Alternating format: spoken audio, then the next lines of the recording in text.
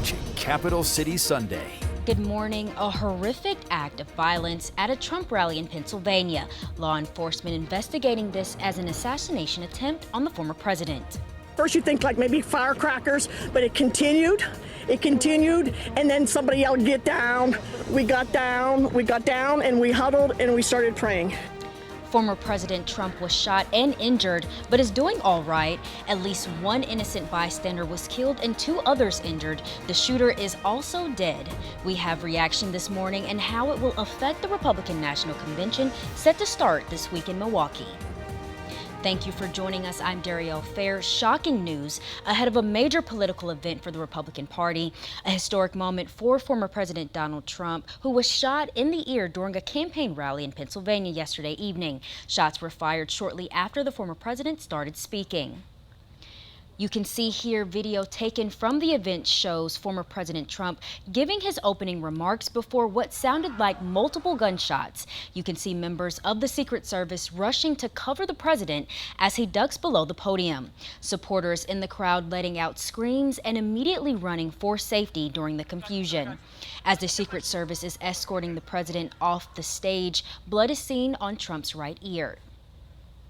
Trump took to his social media platform Truth Social last night to thank law enforcement officials for their quick response, confirming that he was in fact shot and that bullet pierced through his right ear.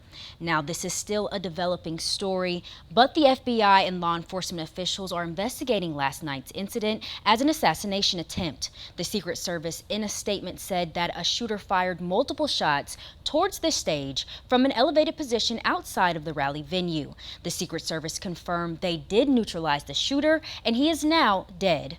The Secret Service says one spectator was killed and 2 others were critically injured. Several members of Wisconsin's congressional delegation and the governor took to X to weigh in on this tragic incident. Here's what some of them had to say.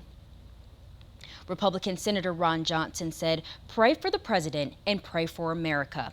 Republican Congressman Glenn Grothman sharing similar sentiments to the former president and his family. And Democratic Senator Tammy Baldwin responding to yesterday's events with, "Violence of this kind is never acceptable, and I condemn it in the strongest of terms." Governor Tony Evers also shared his thoughts and said they are with the former president and those who attended the rally. Evers confirming his office was in close communication with those coordinating the security planning for the RNC. President Biden addressed the nation shortly after the incident, condemning the violence. The president changed his plans for this weekend and returned to the White House after hearing about the shooting. He says he's called former President Trump and talked with him on the phone. President Biden thanks the Secret Service and all law enforcement for their quick reaction, but said something like this should never happen. There's no place in America for this kind of violence. It's sick. It's sick. It's one of the reasons why we have to unite this country.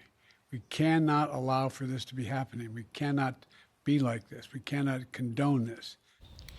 President Biden said he would keep the public informed as he received more details about what happened in the investigation. As former President Donald Trump gears up to take on the RNC on Monday, I spoke with a political expert on how the shooting is likely to impact his campaign and what this would mean for the nation's democracy. How will this impact Trump's campaign efforts on the ground here in Wisconsin this coming week? I think in the short term, this is going to be emphasized at the RNC this coming week. It will be featured prominently. It will also further take some of the attention away from questions about President Biden and his candidacy. The RNC itself is already going to do it, but I think this is going to give even more focus to the Trump campaign, the Republicans, and especially the questions of political violence and questions of how